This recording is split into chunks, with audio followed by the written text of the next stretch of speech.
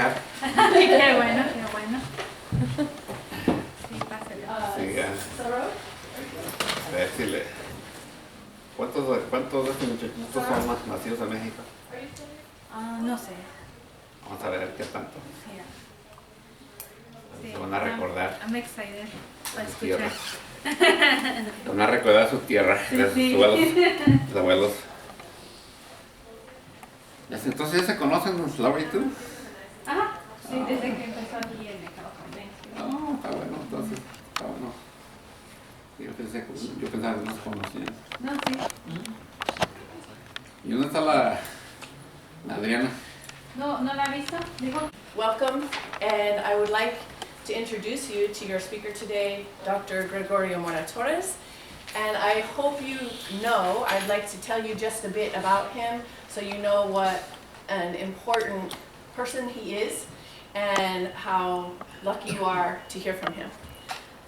He received his PhD in Latin American history from UC Irvine and is a San Jose State emeritus lecturer. That means he's officially retired, and so now he has time to write and research more than he did before. He's here to speak about a newly published book, Don Magdaleno's Story, a typical but memorable life. Can I hold it up for them? Right? Of a Mexican migrant. He recently, not even that long ago, published a book called Fighting for Educational Reforms, Economic Equality, Political Empowerment, the Chicano Movement in the Santa Clara Valley, 1960 to 1975. We have this copy here at the History Center, which you're welcome to come and look at sometime as well.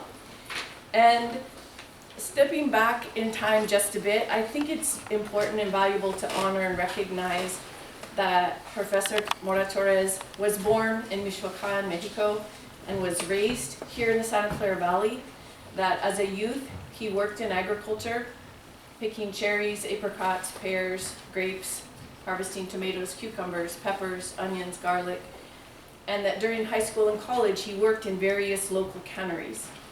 It was in 1976 that he graduated from Santa Clara University, went on to UC Irvine to receive his advanced degrees. So he has a wide range of experience and knowledge and is beloved by the generations of students that have passed through his classes over the years. Many DEANZA faculty have told me that they took classes with him and adore him and respect him. And so I just want you to know that before he begins to speak. I was going to say, I took a class with him. Including your own instructor. So we're really honored and grateful to have him speaking here today. Thank you. Thank you, Lori. Much appreciated. I think that Lori has given me a very good introduction. But in the book, a lot of what she mentioned is actually covered in the book. And I also made a PowerPoint presentation for you, so you can get a better sense of how you're gonna get to see the world of my father, but also in a way my world when I was born, since I was born in Mexico, and also the world that I came into in 1960 when we first got to San Jose. And so the reason why I wrote the book is not because I think that my father was a great man. He was a great man to family. But the reason why, if you look at the title, you know, a typical but normal life. And the reason why I mentioned that it's a typical is because in many ways this is a story that is repeated among a lot of immigrants who come from different parts of the world. Okay? And most people, you know, especially those from Mexico, I mean, people from Mexico have been coming to this part of California since 1777. You know, the first immigrants to San Jose and to Santa Clara Valley are Mexicano. And we have continued coming for the next, we will continue to go for the next 200 years. Okay. And so my father's story was just one of the millions of immigrants that have migrated to the United States. And most people do not know anything about that. So in a way, this is a book that calls on you to begin to look at your own family histories. And I bet you anything, you can come up with something similar to this story. Okay? And so that's the reason why I wrote it, because I think your histories are important. Okay? And you shouldn't allow those histories to wither away. Okay? So I wanted to take it from that framework. Okay? Anyway, why don't we get going here? And so, this is my father. And if you look at him, you can see that you really can see him, but he's actually very light complexion. He had green, yellowish eyes. None of the family ever had him. Okay, and so but based on that, he says, well, he's like a lot of Mexicanos like to claim, he's from Europe.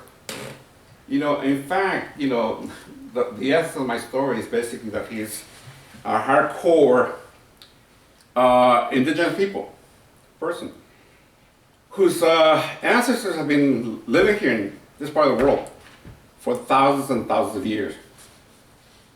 Okay? And so I'm gonna start the story by looking at him, who, even though he looks European, he's actually a very indigenous person, not only in his family history, but also in the way he does things. There's a culture that he learns that was passed down to him from generation to generation about rules of behavior, social responsibility in a community. Okay? And the fact that, in Mesoamerican civilizations, if you're gonna live in a society, in a group, okay, you have responsibilities to the society or to the community, just as the community owes you some obligations. Okay, and that rule is something that governs him whenever he goes to Mexico or in the United States. Okay. Greg, real quick, on that picture, if you look at his eyes, I'm his brother, by the way.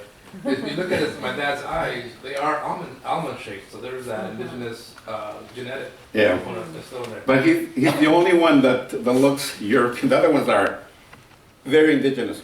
Okay? And so,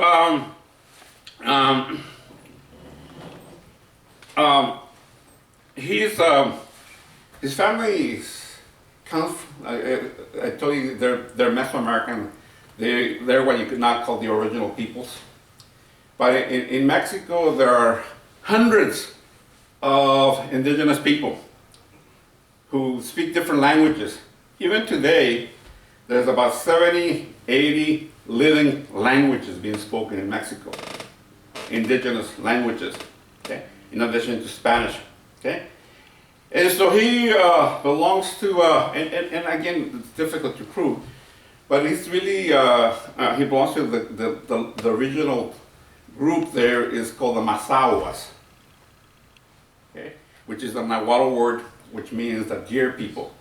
And that's because where he lives up in the mountains of eastern Michoacan. Okay? And the Mazahuas basically came into the region maybe around 1400. Most likely they pushed away other original peoples from Michoacan, the Purepecha people. And this they took over, in around 1400, okay? And this region of Mexico we're talking about is basically on the borders between the state of Mexico and also the state of Michoacan. So they're really a boundary between the huge Mexica Empire and the Purepecha or the Tarascan Empire of Michoacan. Okay, and keep in mind these are basically warrior societies that are expanding in 1400 So the Masawas, and so, you know, here's where I was talking to you about how indigenous peoples, the Mesoamerican civilization, you know, the only way that people can survive in Mexico for thousands of years is by coming together in communities. So from the very beginning, you have this village communities that eventually become city-states, and eventually they become regional empires. Okay, and they develop these cultural traits, which means that in order for these people to survive, they have to work together. And by working together, that's how they tame nature. This is how they make the land grow, by planting together, by making this irrigation ditches and dams to water your plants. Okay, and this is really the type of organization that you need to establish cities, and eventually you begin to build this wonderful pyramids that you see all over Mexico. Okay, and so there's a social contract, if you want, where individuals work together at the community to achieve a common goal. Okay, and if you belong to that group, then the community owes you when you're in need. Okay, and so we have systems you know, that require collaboration, and one system is called a tequio, where people come together to do common projects. And so this is a tradition that's passed down from generation to generation. And today that tech is still alive and well in many parts of Mexico. In Michoacán, you have the faena. My father used to call it the faina, but the word faena is a day's work that you owe to the community, okay? Which is similar to the tequio. Okay, and then you also have if the community sees a sense of leadership in you, then they grant you cargos, and where they assign you leadership over a project to build a high school, a clinic, could be a church. Okay, and if you do the work, if you do the work well, then that's how the community recognizes you as a potential leader. Okay, those are cargos, and you have them all over Mexican society, especially in the rural areas of Mexico. And so my father, speaking up this cultural traits, and he's not even conscious of that. He just learns it, like the way everybody else learns them. Okay, and so you can get a good idea where Michoacán is. Michoacán is to the northeast of Mexico City, sorry, to the northwest of Mexico City. It is right in the middle of the country. Okay, and so the place where my father comes from is really the easternmost edge, you know, of Michoacán. It is pretty close to the state of Mexico, which is where Mexico City is located at. Okay, and so that's where you get a sense of where we're coming from. And this is I'm gonna invite my friend Ramon eventually to Talpujahua, and this is a place that is 9,000 feet above sea level. How much is that in terms of how high is it? More than 2 miles. It's higher than Denver, Colorado. Okay, and so it is a beautiful place, but it's also very difficult to live up there. So eventually, people learn to grow larger lungs that allows you to breathe better. So people, you know, the environment conditions you. So this is Michoacán, the eastern part of Michoacán. And at one time, before human beings lived there, this was basically a forested area. We have thousands and thousands of miles of forest. Okay, everything from pines to cedars to other trees that are very Mexican. Okay, and so it is covered by trees. And this is kind of a look at romantic look at Michoacan, and this is how it actually gets in the summertime when the rainy season comes up by. Okay. And so you know, in the 1450s, you have this fight between the Perupecha people and also the Mexica or the Aztecs. And this is really Michoacan, and that part of the city, I mean the part of the country, is really the border. And you have this, you know, mountainous passes that you need to control to keep either the Aztecs from coming in or the Perupechas from going into Mexico. Okay? And so this is a very strategic area to live in, because it is really the dividing line between two very strong and powerful empires. And in the 1560s, you have the arrival of Spaniards who were looking for gold and silver, and so the town, which was really an old Mazahua village, became a Spanish town, which they called Talpujawa. Okay, and it was founded around 1560, and by 1600s, one of the first sketches that was done, and nobody really knows when it was done, but this is you know, one of the early sketches of Talpujawa, and you can see the church, and the reason why the churches are there, because of, you know, in that place the Spanish found that there was incredible amounts of gold and silver. And so to take the gold and silver, they had to cut down the trees. They deforested the area because you need that to hold up the tunnels and the shafts and so on. And also you need to cut down the trees to make charcoal, wood charcoal, but also to make a cement that is called cal from the area. And so they're basically deforesting the area for the benefit of so-called Spanish society. Anyway, so the town becomes very wealthy quickly. Not the town, but the people who are mining the area.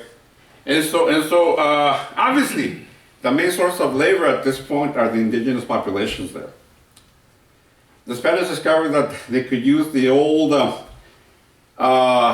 indigenous cultural trait of tequio to exploit indigenous labor.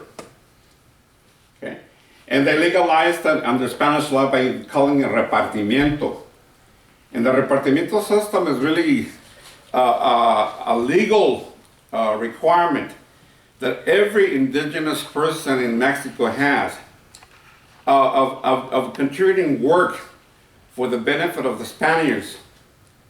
Okay, so they could use that repartimiento to work people's lands, the Spanish lands, to work to build the churches, okay, government buildings, and so on.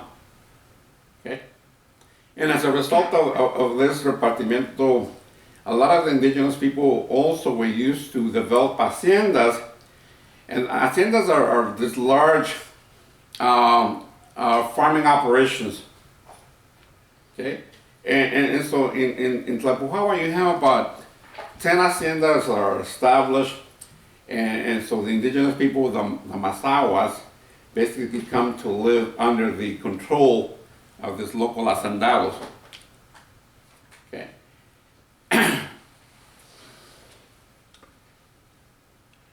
And so if you want to look at what happens when the Spanish come, well, this beautiful forest was cut down, and what is it that you have?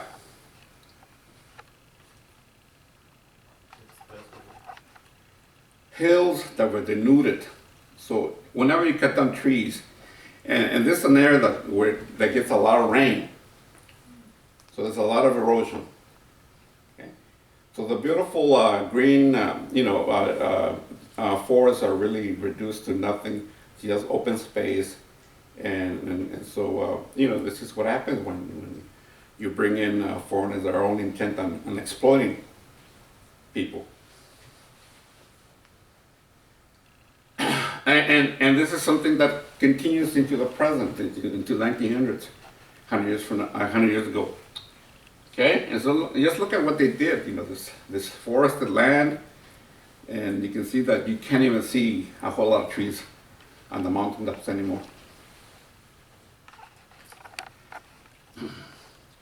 Anyway, so as I was telling you, my father's history, you know, can be traced back to thousands of years back in Mexico, and you know, most likely he belonged to this Mazahua population that still exists in Tlalpujahua.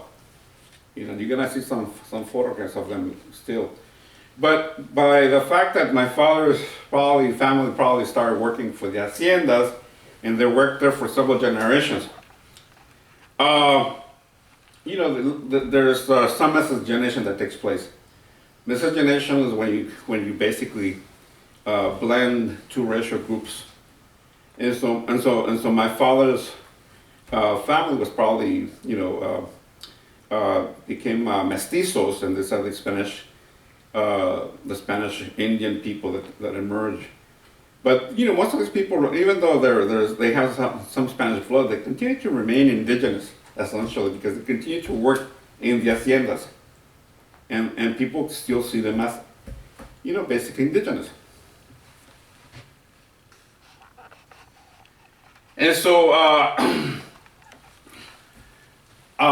my father's family lived under the hacienda system maybe for about 200 years. Somewhere around 1850, 1870, the hacienda where my father's family lived, called El Moral, began to wither, maybe because out of financial mismanagement, where people get simply too old and they abandon the place. And so by the 1880s, my father's family leaves the hacienda.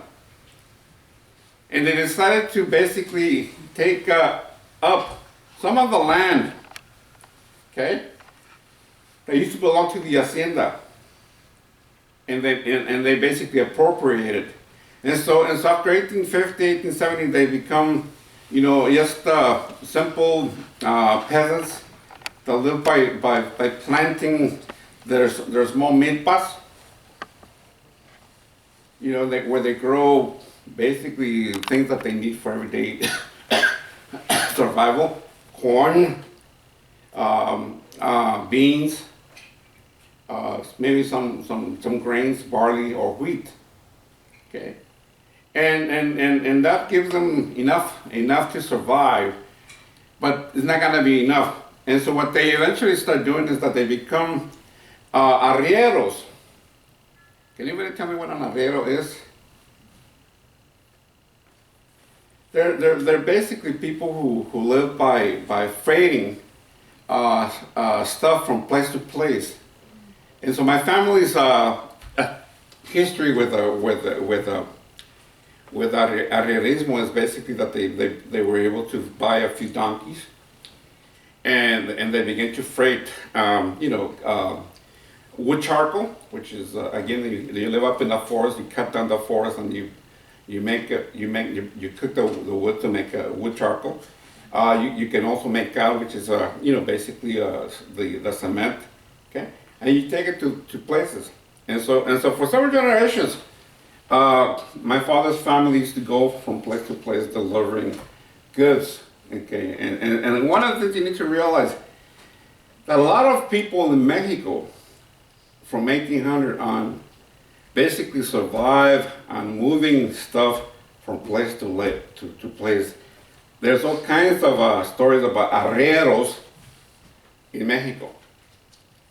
And so my father's family basically spends time farming, but they can earn supplementary income by transporting goods on the back of donkeys.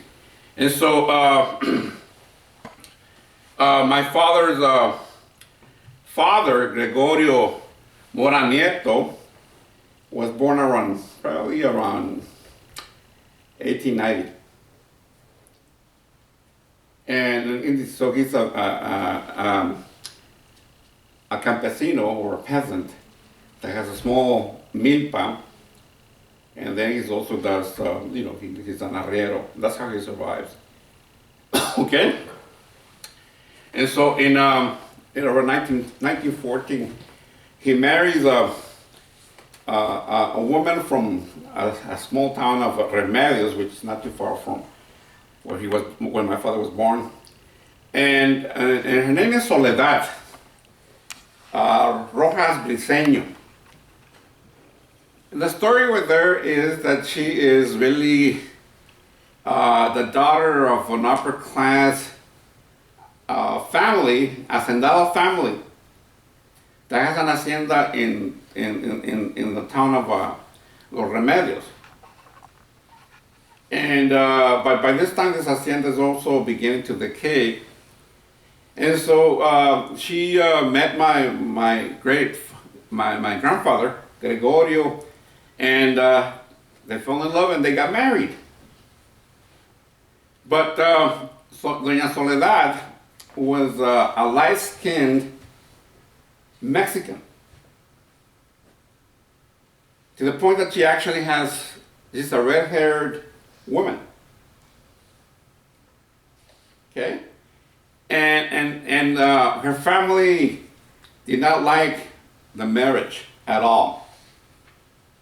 And it's simple, that she married to this dark-skinned Mexican family of Gregorio. They're also peasants. So she's marrying down instead of marrying up. And so they don't really reject her, but they kind of ignore her.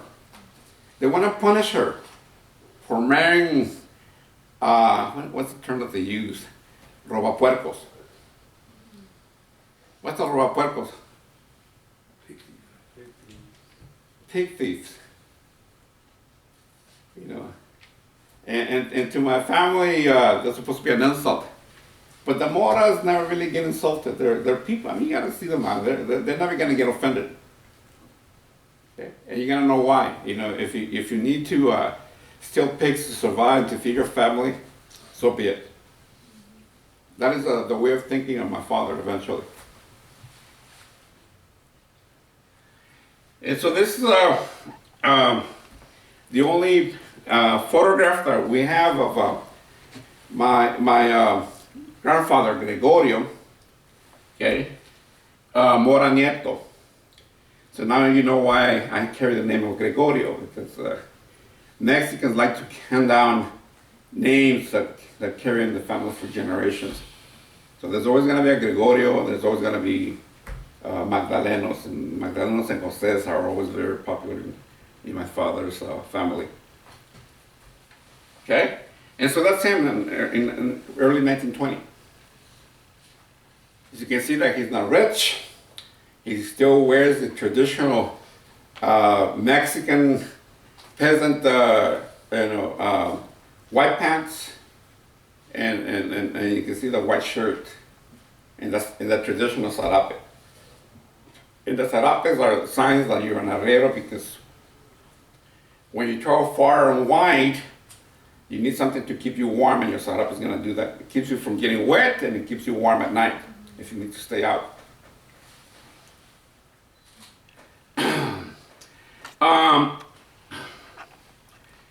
And so my father's father, they and Doña Soledad had 4 kids, and they were all born between 1914 to 1923. And you can see their names are, Angel, which is the oldest, who was probably born 1914. Then my father, 1919, Adolfo, which follows him, 1921, and then 2 kids that are twins, Antonino and his sister, they were born 1923. Okay? One of the characteristics of my grandfather was the fact that besides being a peasant and also an arriero, he likes to dance. In fact, he becomes an accomplished dancer. Okay? And he's always been invited to whenever there's a fiesta, whenever there's a marriage, or whatever. He's always been invited to dance. You know, because he's the guy that's gonna get people dancing. And he has incredible footwork. Something which I don't have. My brother does have it. Okay? But you know, he's just an incredible dancer. And this is really where he runs into a bout of bad luck. In one of the weddings that he goes to, there is a fight that happens, and that used to be very common in Mexico, in which one of his friends,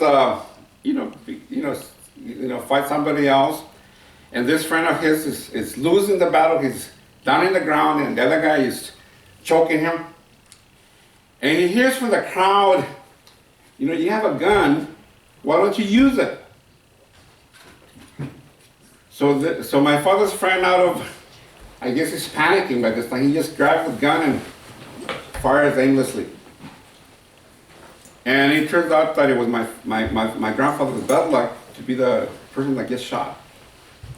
He dies in this dance. And so he's taken back to his house, and my father he was just 7 years old, and he's looking over the hill, and you know, they said they're dragging a body back. And my father asked, you know, he would ask himself, you know, he would ask, you know, I wonder who he is. He never really understood. He never really realized that it was his dad, his father, that was dead. And so not until he got home did he find out that it was his dad. And so at age 7, my father, his name is Jose Maria del Carmen Trinidad. But for some reason, the family calls him Magdaleno all the time. That's not his legal name. Okay? And so he's left fatherless, and so that puts a lot of pressure on my grandmother, Doña Soledad.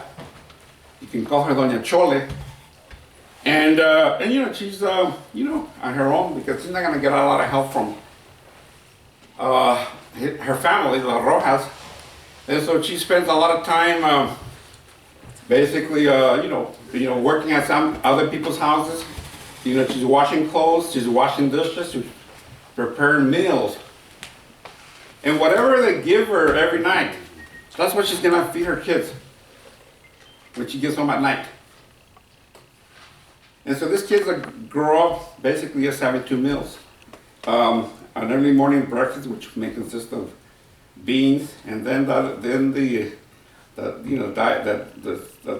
food that she had brought the night before on the next night. Yeah. And so just basically survival. To the point that she needs help. So by the time my father is 8, she decides to make a deal with one of her distant relatives to basically send my father, who's 8 years old, to work at this person's rancho. And so he's there for about a year.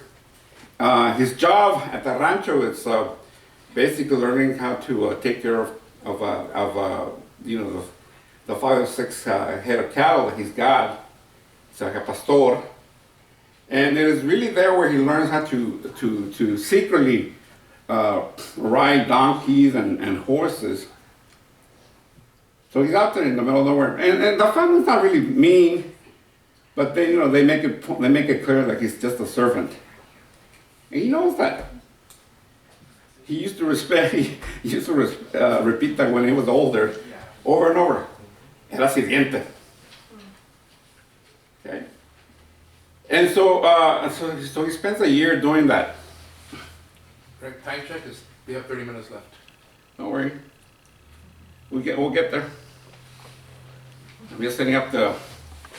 And so this is, and if you need to see an image of my father, That's him. Taking care of cows. Learning to ride donkeys. Okay? But this is really what gets interesting. The master would let him go off on Sunday just to visit his mother. And he would prepare him a donkey with a saddle. And he would give him the donkey to go and visit his mother, who's selling, wood charcoal in Tlalpujahua. And so that's the journey that he takes from El Moral. You can see it there in number 2. And he rides through this country, which is, you're always going up or down a mountain. Okay? Until he reaches Tlalpujahua. And then he spends the entire day with her, accompanying her, where she's making her salsa of cal and carbon. Okay? And then in the evening, around 5 o'clock, they start going up the hill. And it's like climbing, I don't know, how was that, about a 20-story building to reach the top of the mountain. Okay? So he does that. And then from them, this is Remedios, I think it's number 2. And then from Remedios, he goes downhill to Sandia. And there, that's where he eats his meat, his last meal, before he heads back to his boss, which is at night. And then he goes full gallop, for about an hour and a half ride. Okay, that's what he does every Sunday for a year. How old was he about that time? He's 7 years old. 7, 8 years old. And it's pitch dark back there. Yeah, it's pitch dark. And so he only lasted at his boss's or his patron's farm for about a year, and then he decided to leave that because he didn't want to be away from his mother for too long, and not only that, but he also wanted to explore other things. And so his next job is to learn how to become an arriero. And remember his family, he's got about 7 uncles, and they all have burro packs. Okay, and so he decides that he's going to become an assistant to them. He learns how to pack those donkeys with whatever they're carrying. It could be firewood, it could be wood itself, or it could be cal, which is this cement, okay, or it could be charcoal, and they will transport it to different towns in the area. Sometimes it will be an all-day trip, and sometimes 2 days before they come back. So he's learning the trade of an arriero. And so that's how a typical little kid would look in 1920s.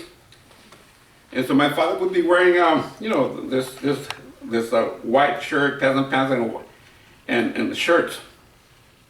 And this is really, the life of the arrieros. You take care of your donkeys, and you got to take them, be good care of them, because they're the ones that give you life. Like a truck driver takes care of his truck. Yeah. And so this is what they do, every day. They're out there loading, unloading, traveling 20, 30 miles, sometimes 70 miles away, and then they come back.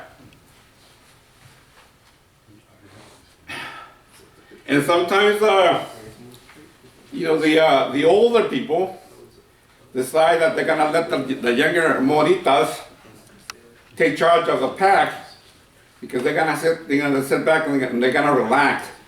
And in the countryside, there's always these places called pulquerias. Can anybody tell me what a pulqueria is? Do you guys remember anything? Pulque. So there's this in Mexico. In Mexico, before the arrival of the Spaniards, there were no alcoholic drinks, except for pulque, which was supposed to be the drink of the gods. Okay, And so that's what people would drink throughout, the colonial period. And so it's a way of socializing.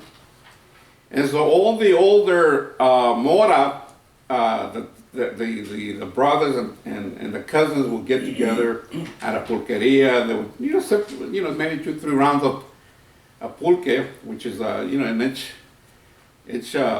each container has about a liter of that drink.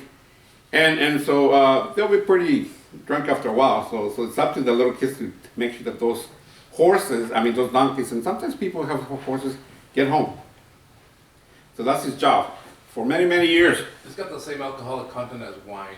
Yeah. Basically, it's fermented sap from a agave plant. And this is, if you want to see those roads, that's how they look.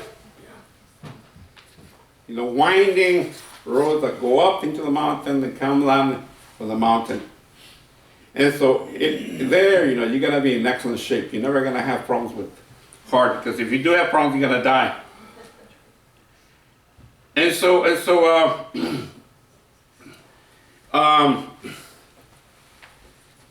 he that's what he wanted to be. The problem is that in the 1930s, changes are going on in Mexico. Roads are being built for the first time, and you have this new technology coming in, trucking. And even though they're not a whole lot of trucks, people can read that the future of the arrieros is pretty much over with. And so my father realizes that a lot of his uncles are moving away. Some of them are moving to Mexico, they're moving to other parts of Michoacan. And so he decides to try something else. And so he decided to do what most people in the town do, and that is to become miners. Okay? And remember I was telling you that Talpujahua has this history of producing incredible amounts of gold and silver. Most of it never stays in the area. Most of it is taken to Europe or to Mexico City. Okay? And so he started working for this huge corporation called the Dos Estrellas Mine. And at one time it employed and that's the Dos Estrellas Mines. It is owned by this French company. And from the 1880s all the way to 1930s, it is one of the largest producers of gold and silver in Mexico. And much of that gold and silver doesn't stay in Mexico. It goes to France. And then it is in France where the investors, they invested somewhere else around the world. And so that's when my father started working. When he started working in 1935, there were probably about 1,200 workers. Okay, and my father was coming in as a trainee, and so they sent him into the mining tunnels to mine, but it was just loading and unloading the metal ore. But this company has everything. They have plant where they crush the ore into fine dust to separate the gold and silver. Okay, so they do that too. Okay, and so you can see that it's a big operation here. And so my father thinks that this is really the future for him. If he's smart, he's gonna learn a trade. Okay, and the priest, actually gives him a little 2-room house in the back of the church. And so he loves living in Talpujahua because he can get to work on time. And not only that, but he also, begins to really learn how to live in the city, in the town. He likes to play baseball, so he spends a lot of his Sundays up in the local park, learning how people play baseball for the first time. He eventually becomes a baseball fanatic. He likes music, and so he started taking classes from the local municipal band. But by the time he gets there's no other instruments, but so he gets this simple tool, what he called the plantains. I wonder what the bass, the brass bass. The brass planes. So that's what he does. But he likes to play that horn, but he's never gonna get a chance to do that. But he's learning. Okay, and then he also begins to save some money because he thinks he's gonna need that in the future. Anyway, so he's doing okay, but and so that could be any of those photographs could be him, but the town's a lot bigger than some are modern. Everything's going well until 1937, when during the rainy season, and in Tlapujawa, Michoacán, Mexico, most of the places, the rainy season starts somewhere in July, and it continues to rain all the way until October. And in May of 1937, the pueblo, the town, gets soaked for 2 weeks with constant rain. Okay, and it turns out that for years the mining company had been storing a lot of the residue. In mining language, they call them trailings. This is the residue that comes out of separation of the gold and silver, and all you have is this white powder. They don't know what to do with it. It is contaminated with all kinds of chemicals. And so rather than to get rid of it safely, they just let it set it in the mountains of this residue. Well, when the rain comes for 2 weeks, you have those hills beginning to collect all this liquid, until finally all of that liquid becomes sludge, and they start running down river. And it basically destroys a third of the pueblo, of Tlapujawa. 400 people are killed. Okay? And once it's over, the people basically try to get back to the way things are, but the company decides that it is too expensive to clean up their mess. And so they abandon the place. And so whenever you have mining towns which become bonanzas, the other end of a bonanza is basically a complete economic collapse. Once the mine shut down, the workers have to move away to survive. And so all automatically, the people move away. And so, the business shut down because they can't sell the merchants can't sell the stuff. And so it's just a horrible place to be.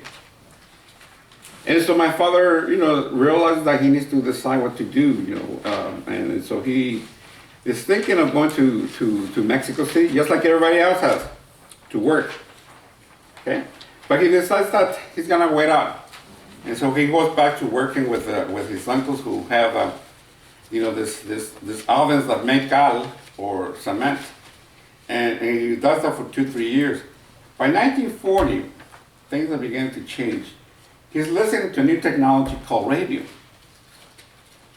And he's able to listen that, that there's an impending war, pretty much like what's going on in the Middle East right now. And then he hears about how the Japanese, and he doesn't know how the Japanese look anyway, have attacked Pearl Harbor. And the next thing he hears is that the United States government is going to war. And he also hears about, the Italian dictator, about Adolf Hitler, and he's already got his heroes. Hitler and Benito Mussolini are evil people. The United States and the Western Allies are the heroes.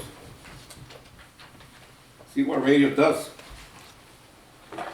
And so he's hearing that the United States may want to bring back the Mexican immigrants.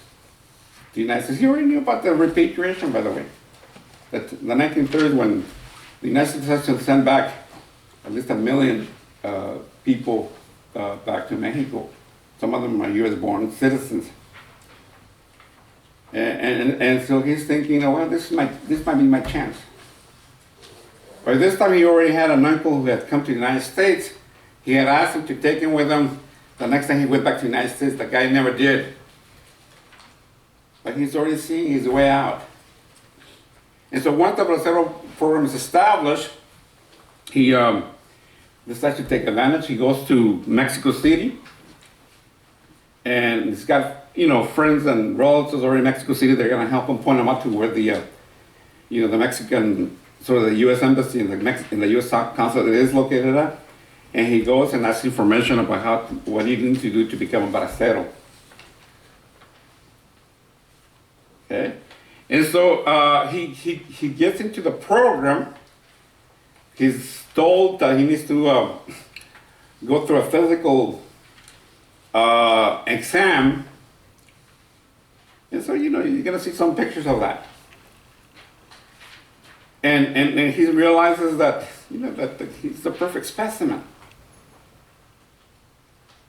You know, campesino who's been working the mines, carrying heavy equipment. And one of the things that this white doctors and, you know, experts supposed to look at is the hands. And he's always proud of when he shows his hands. They're all callous, called callos. And they said, when they looked at his hands, they said, no, you're a bracero. And this is a time when a lot of people were being rejected because they were city folks. And so they said, okay, you can become a bracero. The problem is that you need to do your legal paperwork. And that's where the problem comes. They found out, he found out that his birth certificate says Jose Maria del Carmen. Yet in public he's been calling himself Magdaleno for the longest time. And so they told, well, get your legal papers in order, and then when you come back with your legal papers, we'll get you in. Well, he goes back to Talpujawa and he talks to the priest, and the priest said, your name is Jose Maria del Carmen. We can change that. And they know that, you know, if you cannot get the name Magdaleno in there, he's going to have difficulty going to the United States. So he finally puts pressure, and that's one thing on my father. He doesn't give up. He pressures the priest over and over and over until he finally relents. He tells him, go over there to go talk to the guy that keeps the books. And if you can fit your name in the baptism roster, then we'll give you a document that says that your name is Magdaleno. And the guy was able to squeeze in his name Magdaleno into it. So when he goes back to Mexico City, the Mexican, so the U.S. government basically accepts him as Magdaleno Mora-Torres for the first time. Great, thank you. You got 10 minutes before Q&A. Don't worry about it. We'll get it done. So this is what happens. This is what the mining did. A completely barren place. I told you about, you know, culture, and this is really his people. This is the Masawas, and they do that every year. And this is the voladores de San Pedro, and he did that. He would go out there. That post. My father used to call them the local people of San Pedro. He used to call them el bastón de San Pedro. You know, the blending of Catholicism with the indigenous. He actually hanged for one of those. He actually was one of the flyers. He was trying to impress my mother. It works. It worked. I'm here. Okay, this is his family, and that's that's my father in 1941. And the person right next to him, to the old guy right there, that's his abuelo, Bernabé. No, my father's the one far right. My grandma is the one right next to him, Don Soledad. And the other one's like his cousins. And then the Don Bernabé is the one with the white hair, far left. See that the indigenous. With the half the face? No, my mom's right there. My dad's right there. Okay, this is what it takes to be a bracero.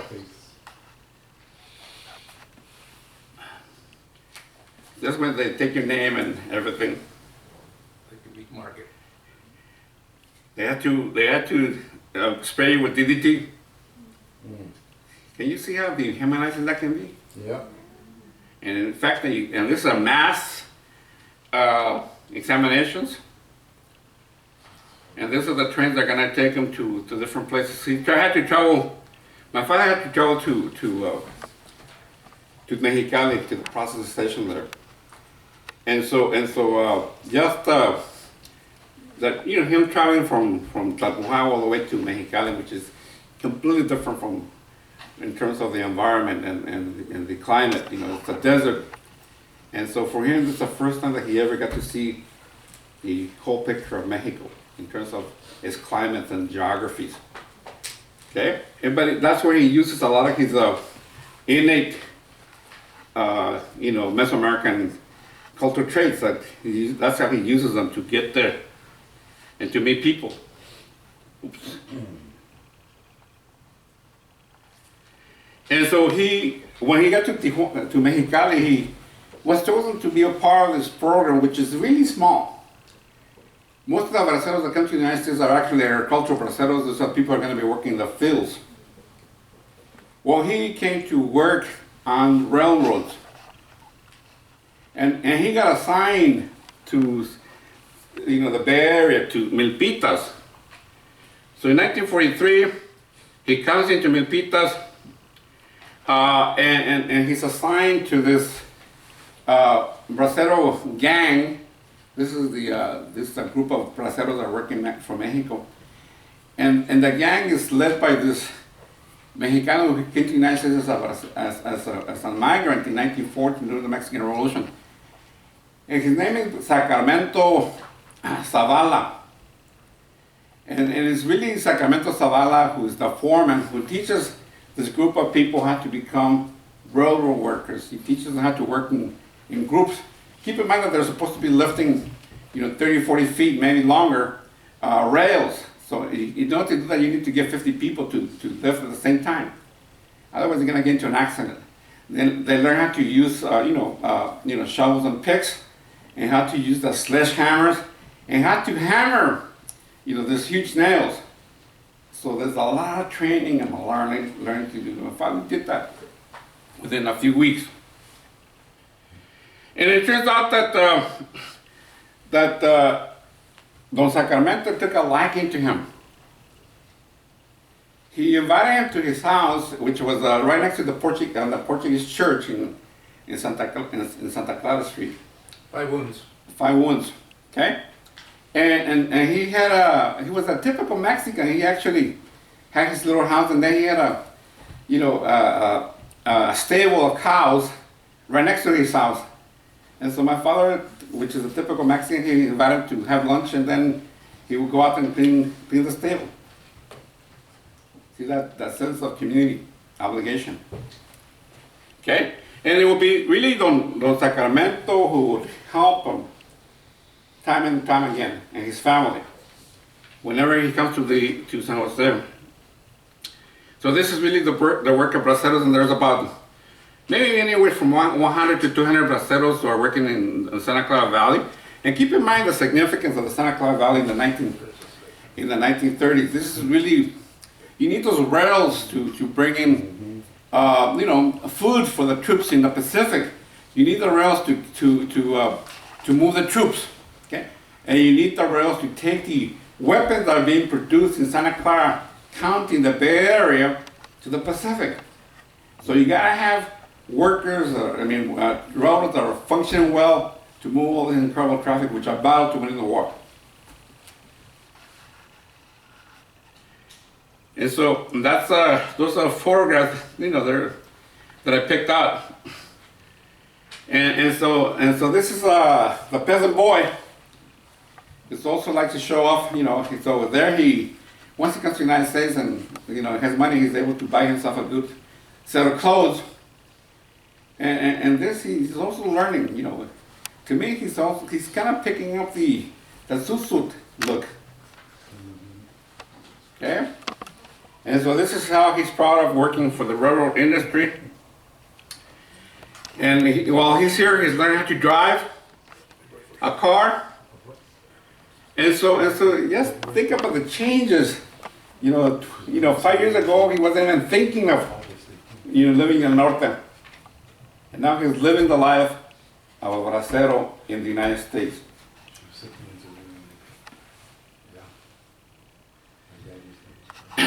Okay, so he worked there for about a year, and then he comes back to Talpujawa after his contract expires.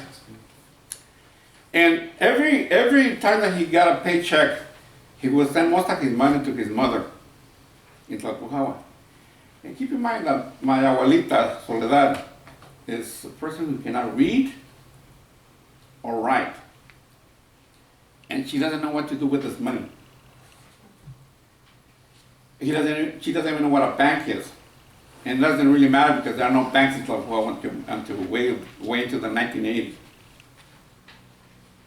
And so she's got a problem, what do you do with the money that your son is sending to you? And so she decides to put in a safe place. At least that's what she thought. And she gave the money to her sister.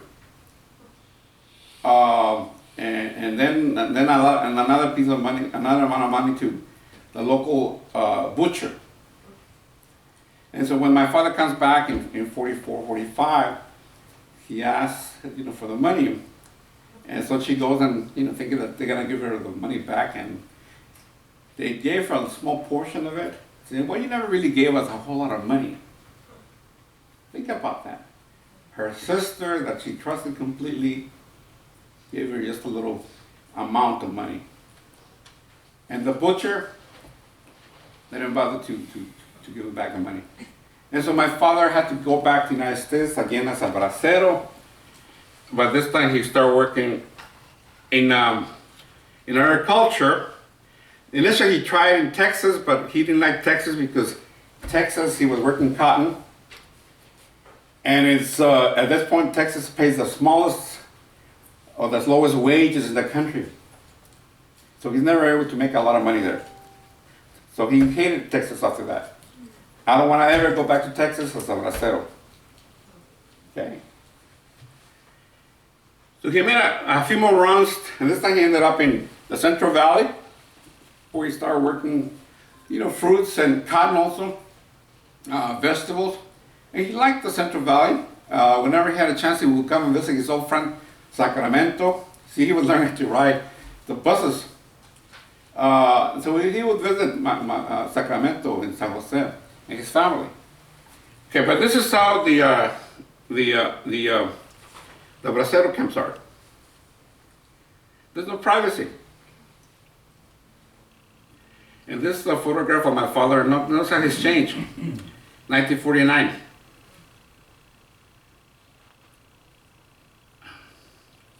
And this is the braceros in Santa Clara Valley, 1949. And this is people working the files. The files is the Hispanic section of the word fields, los files.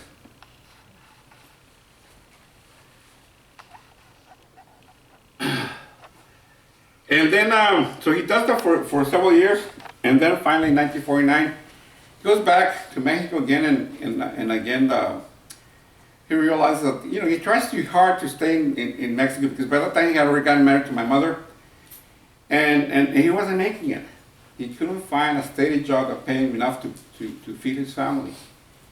So he decided to come back, but this time he came back as an alambrista or a mojado.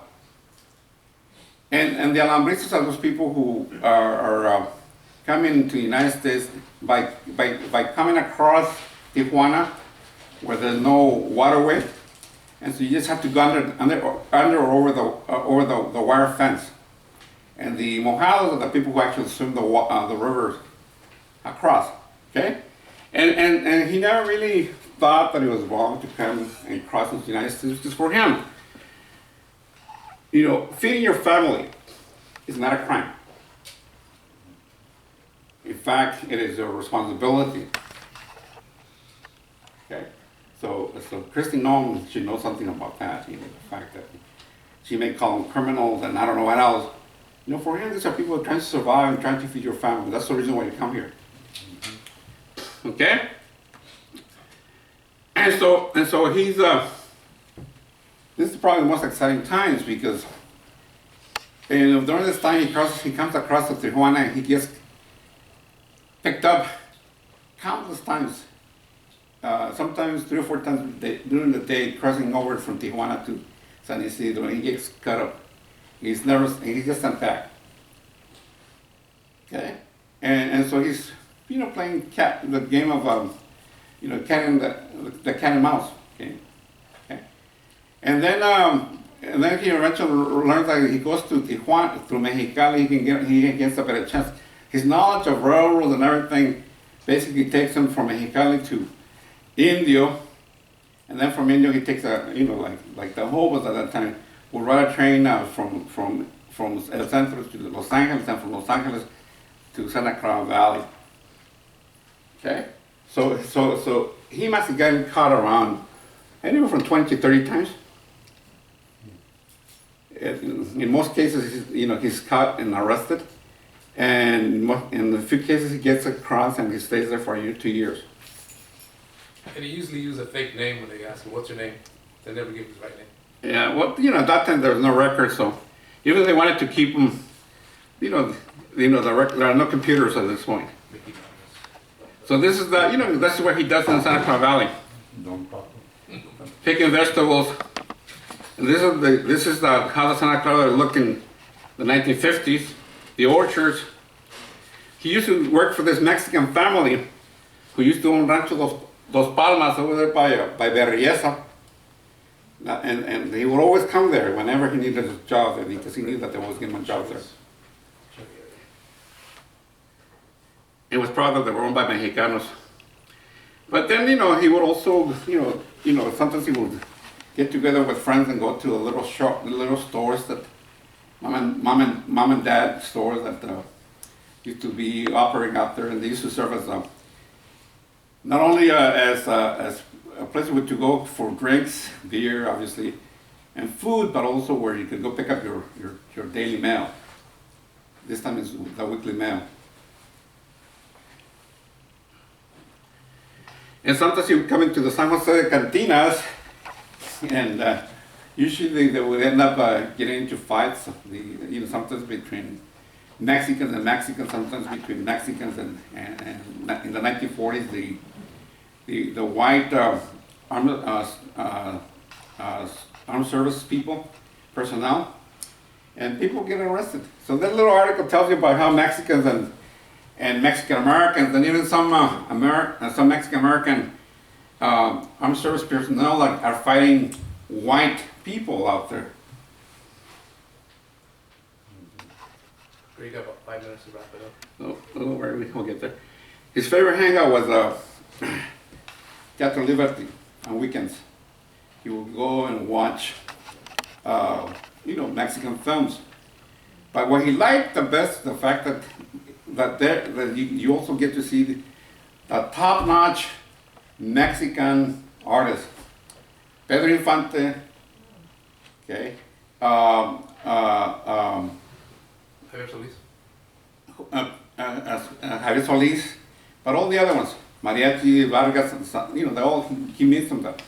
And for him, this is kind of interesting because he says, how's it possible that a campesino from this little town, in Mexico can actually see these big stars?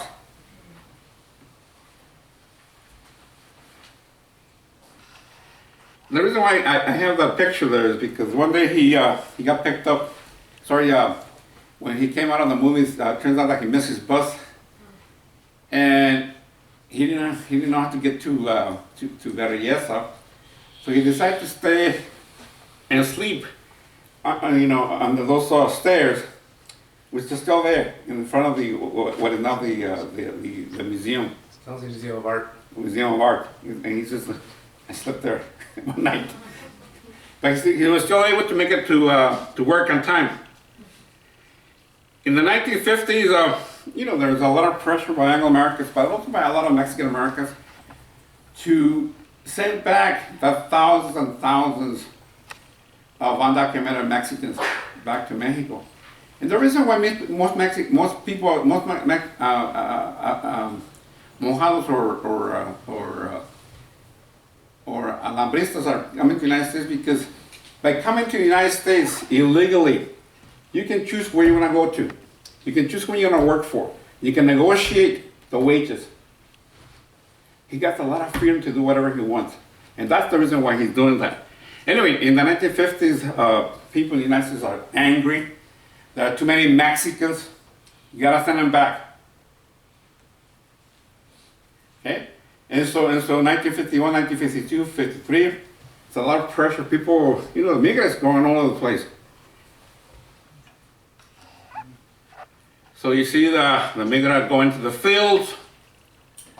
In 1953, coming out of the Liberty Theater, is picked up by the local immigration agent. And if you look at, you're not able to see the warrant, but it tells them that he came into the United States, and he admits to the fact that he came into the United States illegally. Okay? And so he kept that record. We have it. But see, Operation Wetback, and keep in mind, you know, the fact that there's an operation, a U.S. government official operation called Wetback. And so you have thousands and thousands of people coming back. You know, this is pretty much, you know. Anyway, by 1955, over 1 million Mexicans have been kicked out of the country. Okay, and my father is back in Mexico. He was there when I was born, 1954. But you know, again, he needs to find a place. He tried working in Mexico at a tire store, tire factory in Mexico City. They go on strike, and so he loses his job. He tried being an independent miner, but that didn't work either. And so he realized that he needs to go back to the United States. So he comes back in 1955, and by this time the pressure is off. So there were two periods of repatriation, 1930 and then this one. 1950s, yeah, 1950s. And so, you know, he does a lot of work in the fields, but he decided, he talks a lot to a lot of people from Zacatecas at this point, and they keep telling him there's a lot of jobs working with the Southern Pacific Railroad. So he starts working with the railroads in 1954, 1955, but it's really part-time. By 1957, he actually gets a full-time job working in the Southern Pacific Company. And he will never leave it after that. This is a photograph of him, 1950s. And then in 1958, after he gets his permanent job, he decides that he wants to apply for permanent residency. And so he's able to convince his foreman to give him a letter of support from the company. And within a year, he becomes a legal U.S. resident of the United States. That's how easy it was to get things done. Okay? So he starts working full-time. The problem is that because he's working full-time with the Southern Pacific Company, he only has 2 weeks a month, 2 weeks a year of vacation. And going back to Mexico, it's becoming very difficult because it takes you 3 days to get to Mexico and 3 days to come back. And if you have a 2-week vacation, that means that you only have 5 or 6 days to see your family. And it was getting to him. So he starts talking to my mother about resettling the family in San Jose. But keep in mind, for mother, it's very difficult because all the money that my father had sent her, had made her into kind of a prospering, businesswoman. She was already raising, her little cattle. She was raising pigs, and she was really doing well. And for her, giving up that was too much of a sacrifice. But eventually she decides that she's gonna come back to keep the family unit together. And so this is, and so my father applies, and within about 6 months, we're able to obtain legal residency in the United States. And this is a photograph that would take us out of little hometown of Tokuhawa, and in 1962. And you can see, that's, and so the little kid in the middle, standing up, that's him. And I'm the one right next to the little girl, my sister. Striped sweater, prison outfit. Yeah. And so there you have the first bus trip from Mexico City to El Paso. And just think about what it is to be a kid on a bus traveling from Mexico City. And you can see the entire country for the first time. In El Paso, you go, and this is what every Mexican resident does, and every Mexican in the United States does. They have to go back to El Paso, to Ciudad Juarez to get your legal papers. So we stopped there. And we had to do our physicals there, and we come out. Once we got it, then we cross over into the United States, and then you have the second part of the trip. And this is on a train, a freight train. And so by that time, the companies offer free transportation on any Southern Pacific train. So we went on the caboose for the first time. And so there's all kinds of things about learning how to use the bathroom. For country people who have never seen a bathroom or a toilet, it is very difficult. Wait, for y'all, I know as you're thinking, well, how can you just take a flight? Flights were not very astronomical, not that frequent, and so this is the only route we could take to go back and forth, including my dad. You're taking my time. 1960s.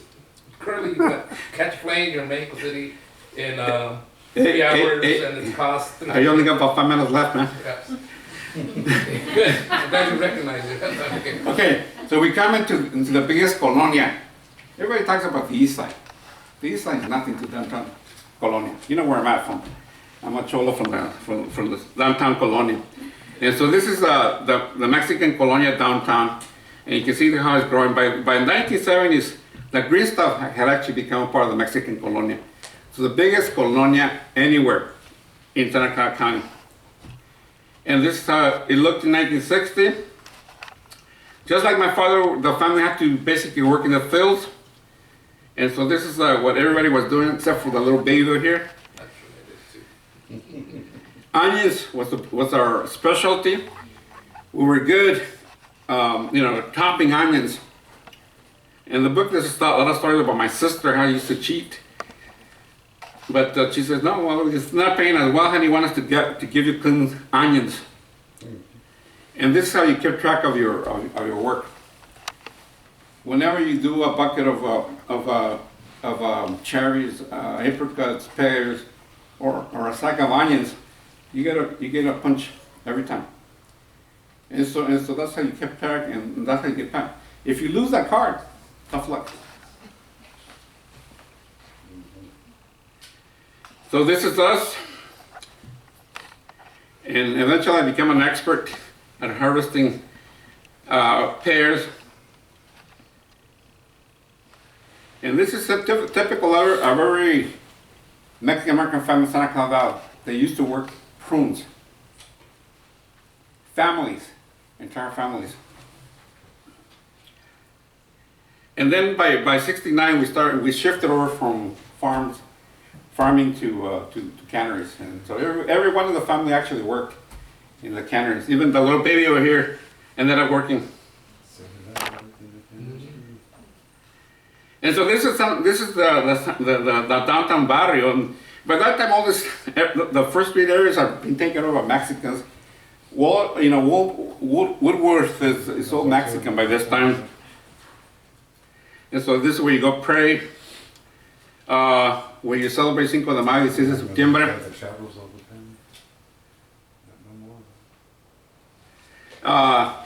My father and Hugo and Juan got to play a lot of baseball. So this is at Bibber Park. And this is my brothers when they were small, and the big sister, they're very proud of the big sister. Before she went to college. Yeah. This is my father, with now it's older. And so my father was part of this communities.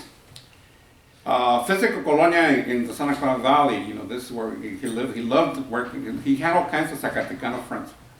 And eventually they became Durangueño friends and so on. So they were part of these colonias. Okay? But he was also part of a larger colonia, which I'm going to call an imagined colonia.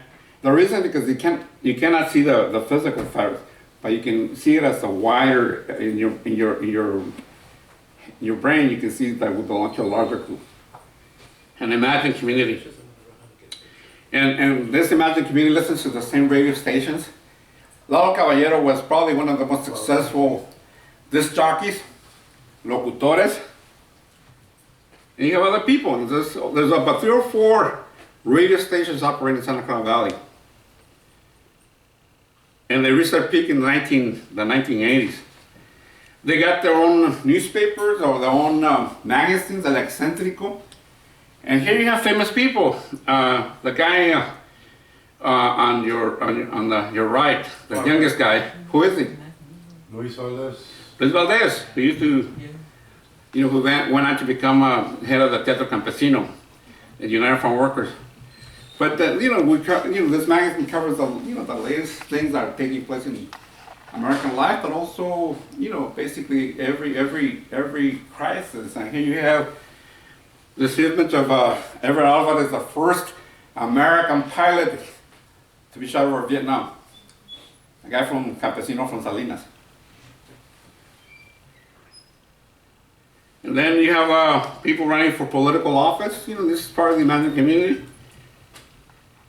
And then by 1969, you have the beginnings of the Chicano movement, and you have you know, people trying to get people into college, and so this is an announcement which is calling every Chicano that wants to go to college to go to the Spartan Stadium. And if you look at the names, there are people that eventually become part of the Chicano movement. And then obviously another part of the Chicano movement is the fact that Santa Clara is an area that supports Cesar Chavez, because all of us have this campesino background. And so Cesar Chavez used to come a lot to San Jose. And this is Harmon Hall. And so my father, and the other idea is that, you know, that my father is you know, I want to break in this idea that people come here to settle. There are a lot of people who actually want to live in 2 worlds. They don't want to, you know, the country of the United States, and my father spent, you know, he becomes a U.S. citizen, he spends a lot of time here, but he never, you know, plans to stay here forever.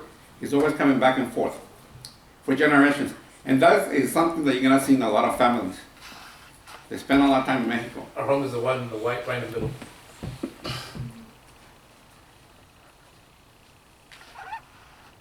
And so this is the family. And I'd like to end with this picture because I think that my father paid a lot of attention. And so, and this is what my sister went to UC Berkeley in 72, 73. She died of cancer in 1981. And so as a last thing to remember her, because she became an activist and a very powerful feminist, the UC Berkeley, the Chicanos at UC Berkeley decided to assign or create a Chicano dormitory, a Latino dormitory, which they named it after her, La Raza, Casa Magdalena. And every year there's, you know, there's an annual get together, and so my father and my mother used to go visit them when they were alive. And so again, this is you know, the life of a Mexican family.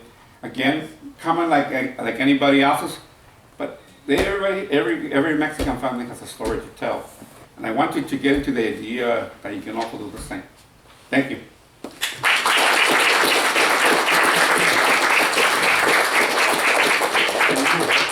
Go back 1 slide. What, go back? Yeah, 1 slide. I think that was. Yeah, that's the one. There. Questions, folks? Got a few minutes. Go ahead. What was your father when he was working like in the mines? Because I know a lot of like tougher mines. They would, how old was your father when he was working in the mines? 15. Yeah, he was because he didn't have a lot to eat. He was really short till he was about 15, and then when he did a growth spurt, really big, and so he ended up being only 5'4", not more than that. But that's when he started working the mines, and that's how he became really strong, and he learned to become very physical. That's how he was 15, and so he worked until he was 65. But he continued working on his properties, both in Mexico and over here. He does what I use the word in the book. I use the word transnational. The idea that people don't necessarily have one home; they can have more than one. In fact, the Moras have become transnational because a lot of Moras have actually moved into the Midwest. There's actually a community called Peru in Illinois, which has a lot of Mexicans there. But there's another branch of the family that ended up in Canada. And they always come back to Michoacan, to Talpujawa, over and over. And so the idea is that people can become transnational instead of just coming to settle here permanently. Because they don't want to lose the connection to traditions. But in the case of my father, he had a sense of returning to the land. And he kind of has this Mesoamerican idea of that when you're born from the earth, and when you die, you got to go back to it. And for him, that's something that drives him to go back to Mexico. You got room for 2 more questions?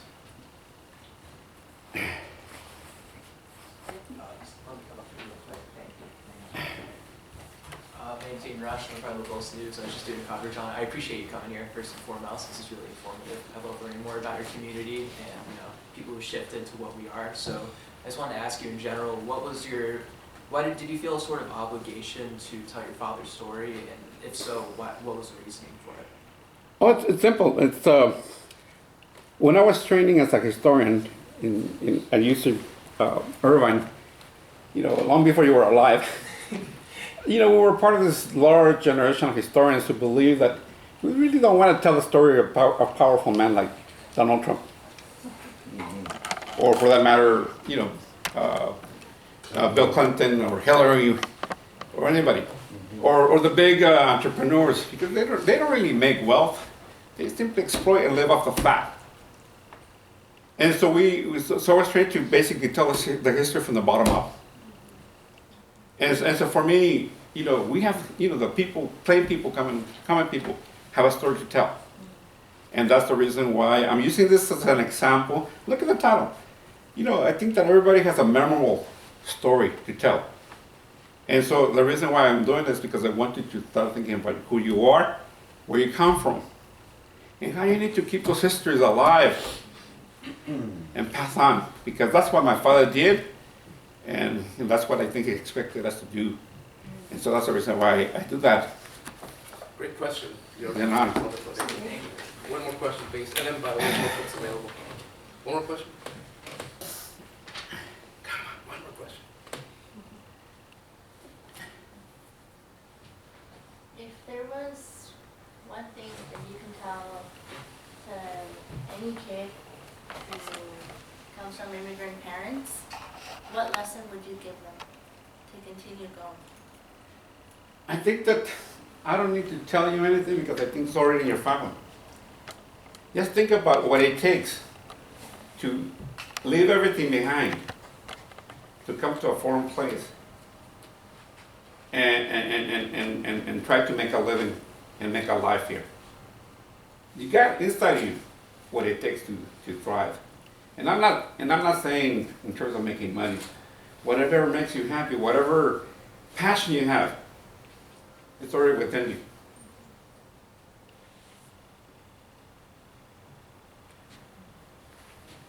I want to thank Lori for inviting me, and hopefully this will not be the last time. There's other things that I have in mind, but I want to thank you for coming and for taking the time to listen to my father's story, which is also your story. And if you want to buy a copy of the book, I have some to sell, $30, $35, whatever you can give. But they're also available on Amazon and also through Barnes and Nobles, the electronic library. And you can also get PDFs or ebooks. Thank you for the teacher for bringing this to us for